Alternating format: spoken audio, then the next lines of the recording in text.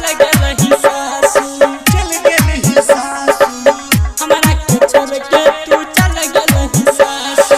मासूम अखिया में द देलही आंसू, हमरा के छोड़ के तू चल गेलही सासू, चल गेलही सासू। मासूम अखिया में द देलही आंसू, तोरी के दिल हमर चल गेलही सासू, चल गेलही सासू। जानो से ज्यादा चाहे रहियो गे, जानो से ज्यादा चाहत रहियो, तैयो तू हमारा छोड़ देलही जानू। मासूम अखिया में द देलही आंसू, हमरा के छोड़ के तू चल गेलही सासू, चल गेलही सासू। मासूम अखिया में द देलही आंसू, तोरी के दिल हमर चल गेलही सासू, चल गेलही सासू, चल गेलही सासू, हमरा के छोड़ के तू चल गेलही सासू, चल गेलही सासू। झिटकी बाजार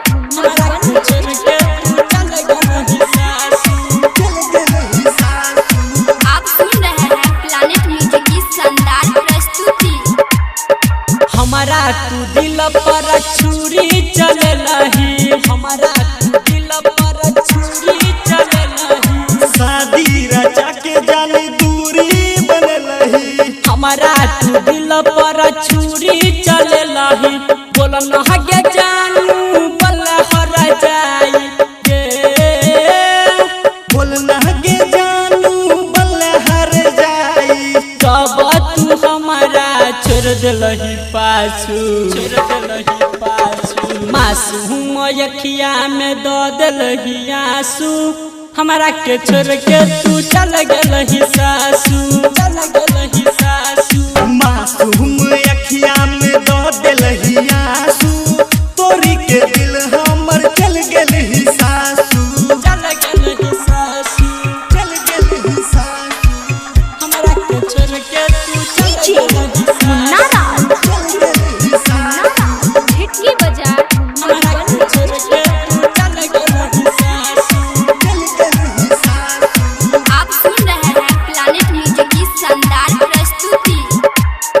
तोरे चक्कर में पागल कहई जवाना, तोरे चक्कर में पागल कहई जवाना। जहिया से गेलही निकला गई न खाना, तोरे चक्कर में पागल कहई जवाना।